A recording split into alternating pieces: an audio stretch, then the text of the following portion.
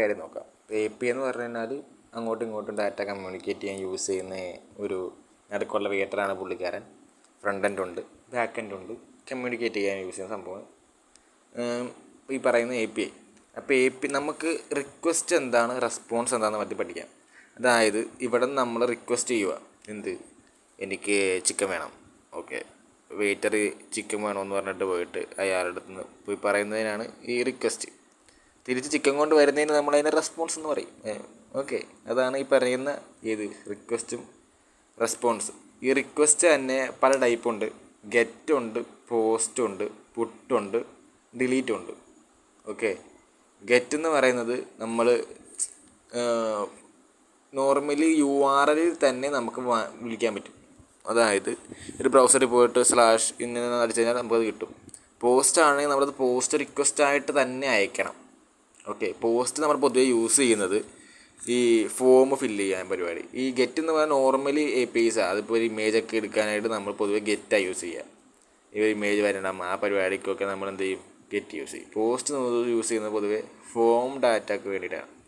അതായത് ഇപ്പോൾ ഒരാൾ കുറച്ച് ഫോമിൽ ഫില്ല് ചെയ്തു, അതായത് ഇപ്പോൾ ഒരു ASLനാണെങ്കിൽ ടീമിൻ്റെ നെയിം, പേര്, അത് ഇതൊക്കെ നമ്മിങ്ങനെ അടിച്ചു. ഓക്കെ, അപ്പോൾ ഇമേജൊക്കെ നമ്മിങ്ങനെ എടുത്ത് വെച്ചേക്കുക. അപ്പോൾ ഈ ഡാറ്റ ഇങ്ങനത്തെ സാധനത്തെ നമ്മൾ മൊത്തത്തിൽ അയക്കാനായിട്ട് നമ്മൾ എന്ത് ചെയ്യും, പോസ്റ്റാണ് യൂസ് ചെയ്യുക പൊതുവെ. അല്ലെങ്കിൽ പോസ്റ്റാണ് യൂസ് ചെയ്യുക. ഡിലീറ്റ് എന്ന് പറയുന്നത് നമ്മൾ ഒരു സാധനത്തെ ഡിലീറ്റ് ചെയ്യാനായിട്ട് പൊതുവെ യൂസ് ചെയ്യുന്നതാണ്. പോസ്റ്റ് വഴിയും വേണമെങ്കിൽ നമുക്ക് അയക്കാം. പോസ്റ്റിൻ്റെ അകത്ത് നമുക്ക് ഡിലീറ്റ് ചെയ്യാം എന്ന രീതിയിലൊക്കെ വെച്ച് അയക്കാം. പുട്ടെന്ന് പറയുന്നത് ഒരു സാധനം ആഡ് ചെയ്യുക എന്നുള്ള രീതിയിൽ, അല്ലെങ്കിൽ ഉള്ള ഒരു സാധനത്തിനകത്ത് ആഡ് ചെയ്യുക എന്ന രീതിയിൽ നമ്മൾ യൂസ് ചെയ്യുന്ന സാധനമാണ്. ഇതെല്ലാം വേണമെങ്കിൽ എല്ലാ പരിപാടിയും നമുക്ക് വേണമെങ്കിൽ ഏതെങ്കിലും ഒരെണ്ണത്തിൽ തന്നെ ചെയ്യിപ്പിക്കാൻ പറ്റും. പിന്നെ നോർമലി ഇങ്ങനെയൊക്കെ വെച്ചിട്ടാണ് നമ്മൾ ചെയ്യിപ്പിക്കുന്നത് എന്നുള്ളത്. വേണമെങ്കിൽ പോസ്റ്റിൻ്റെ അകത്ത് നമുക്ക് വേണമെങ്കിൽ ഇതെല്ലാം ചെയ്യിപ്പിക്കാം. പോസ്റ്റിൻ്റെ അകത്തൊരു ബാക്ക് എൻഡിൽ നമുക്ക് എന്താ ചെയ്യാം. ഓക്കെ, റെസ്പോൺസ് എന്ന് പറയുമ്പോൾ നമ്മൾ അയക്കുന്ന സാധനത്തിന് തിരിച്ച് റെസ്പോൺസായിട്ട് നമ്മൾ എന്താണോ അയച്ചാൽ അതിൻ്റെ റെസ്പോൺസ് കൊടുക്കും. ഇപ്പോൾ ഒരു സാധനം അപ്ഡേറ്റ് ചെയ്യാൻ പറഞ്ഞു കഴിഞ്ഞാൽ അപ്ഡേറ്റ് ചിലപ്പോൾ ആയില്ലെങ്കിൽ സക്സസ്ഫുൾ ആയില്ല എന്ന് പറയും. ഇപ്പോൾ ഓതൻറ്റിക്കേഷൻ ചെക്ക് ചെയ്യാൻ പോകാമെന്ന് അറിയുമോ. ഇപ്പോൾ ഓത് ചെക്ക് എന്നൊക്കെ പറയുന്ന ഒരു സാധനം നമ്മുടെ ഉണ്ടല്ലോ. ഇപ്പോൾ ഈ ഓത് ചെക്ക് നമ്മൾ അങ്ങോട്ട് അയക്കും. അപ്പോൾ എന്ത് ചെയ്യും, തിരിച്ച് റെസ്പോൺസ് കിട്ടും. ഓതൻറ്റിക്കേറ്റഡ് ട്രൂ ആണ്, ഓക്കെ, അല്ലെങ്കിൽ ഓതൻറ്റിക്കേറ്റഡ് ഫാൾസ് ആണ് എന്നൊക്കെ പറഞ്ഞുകൊണ്ട് എന്ത് ചെയ്യും, ഈ റെസ്പോൺസ് കിട്ടും. പിന്നെ അടുത്ത സാധനമാണ് കുക്കിയിലാണ് നമ്മൾ എന്ത് ചെയ്യുന്നത്. കുക്കീസ് എന്ന് പറയുന്ന സംഭവത്തിൻ്റെ അകത്താണ് നമ്മൾ ഈ സെഷൻ എന്ന് പറയുക, അല്ലെങ്കിൽ ഈ ടോക്കൺ പോലത്തെ സാധനം നമ്മൾ സ്റ്റോർ ചെയ്ത് വെച്ചേക്കുന്നത്.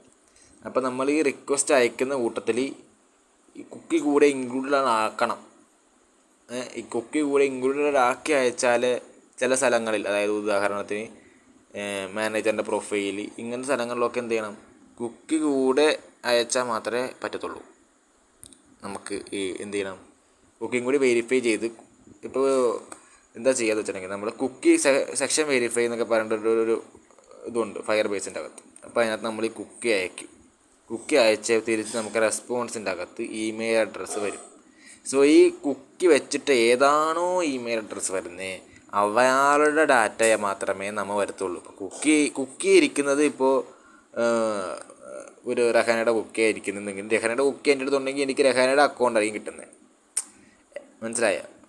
അപ്പോൾ ആ കുക്കിയിലാണ് ഈ എല്ലാം വെരിഫിക്കേഷൻ നമ്മൾ വർക്ക് ചെയ്യിപ്പിക്കുന്നത്. ഓക്കെ, പിന്നെ നമ്മൾ വേറെന്തെങ്കിലും പറയണ്ടേ, ഇവിടെ പറയാം. ഓക്കെ, അപ്പോൾ നെക്സ്റ്റ് ഡേയ്സിൻ്റെ കാര്യം പറയാം. ഈ നെക്സ്റ്റ് ഡേയ്സിൻ്റെ അകത്ത് ആപ്പ് എന്ന് പറയുന്നൊരു ഫോൾഡറുണ്ട്. ഈ ആപ്പ് എന്ന് പറയുന്ന ഫോൾഡറിൻ്റെ അകത്താണ് API എന്ന് പറഞ്ഞൊരു ഫോൾഡർ ഉള്ളത്. സോ API എന്നുള്ള ഫോൾഡർ, അതായത് നമ്മളിപ്പോൾ ഗെറ്റ് റിക്വസ്റ്റ്, പോസ്റ്റ് റിക്വസ്റ്റ് എന്നൊക്കെ പറഞ്ഞില്ലേ. അപ്പോൾ നമ്മളിപ്പോൾ എൻ്റെ ഡൊമൈൻ്റെ പേര് 10.11 .cloud എന്നൊക്കെയുള്ള ഡൊമൈൻ /API എന്ന് പറയുന്ന ഫോൾഡറിലാണ് ഈ കോഡ് ഇരിക്കുന്നത്. API/ ഈ ഫോൾഡറിൻ്റെ നെയിം എന്താണോ അതാണ് ഇവിടെ അടിക്കുന്നത്.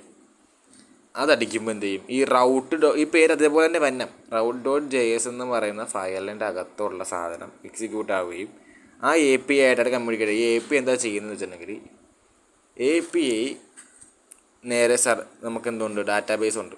API എന്ത് ചെയ്യും, നമ്മൾ അയച്ചേക്കുക. ന്യൂസ് വേണം, ന്യൂസ് എന്ന് പറയുന്ന ഡാറ്റാബേസിൻ്റെ അകത്തുള്ള കളക്ഷനിൽ നിന്ന് ന്യൂസ് എടുത്തിട്ട് ഈ API എന്ത് ചെയ്യും, ഫ്രണ്ട് എൻഡിലുള്ള കമ്പ്യൂട്ടറിലോട്ട് അങ്ങനെ അയച്ചു കൊടുക്കും. അതാണ് ഇവിടെ ചെയ്യുന്നത്. ഇനി ആപ്പ് എന്ന് പറയുന്ന ഫോൾഡറിൻ്റെ അകത്ത് ചുമ്മാ ഒരു ഫോൾഡറുണ്ട്. ഓക്കെ, അത് ഫ്രണ്ട് എൻഡിൻ്റെ കോഡാട്ടോ, ഉണ്ട്. അതിൻ്റെ അകത്ത് page.js എന്നാണെങ്കിൽ നമ്മൾ എന്ത് ചെയ്യും, ഈ പേജിൻ്റെ കോഡ്, അതായത് ഫ്രണ്ട് എൻഡിൽ വരുന്ന ഈ പേജിൻ്റെ കോഡുകൾ ഹോമാണ്. ഇപ്പോൾ ഇവിടെ ഈ ഫോൾഡറിൻ്റെ പേര് ഹോം എന്നാണെങ്കിൽ 10.11.cloud/home എന്ന് വരും. ഈ കോഡ് എക്സിക്യൂട്ട് ചെയ്യും. പിന്നെ നമുക്കുള്ളൊരു സാധനത്തിൻ്റെ പേരാണ് കളക്ഷൻസ്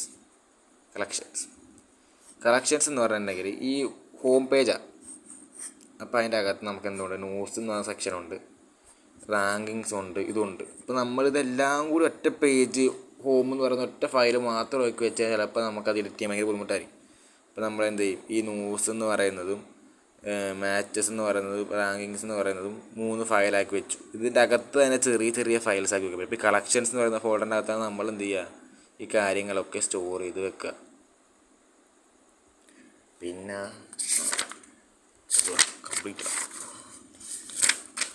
പിന്നെ ഉള്ളൊരു സാധനത്തിൻ്റെ പേരാണ് മോഡൽ എന്ന് പറയുന്ന സാധനമുണ്ട്. അപ്പോൾ ഇതിൻ്റെ അകത്താണ് നമ്മൾ ഡാറ്റാബേസ് എങ്ങനെ ഇരിക്കുന്നത്. അതായത് നമ്മളിപ്പോൾ മുമ്പ് പറഞ്ഞിട്ടുണ്ട്, ഈ ടീം എന്ന് പറയുന്ന ഫോൾഡർ സംഭവമുണ്ട്. അതിൻ്റെ അകത്ത് ഇന്ന സാധനമുണ്ട്.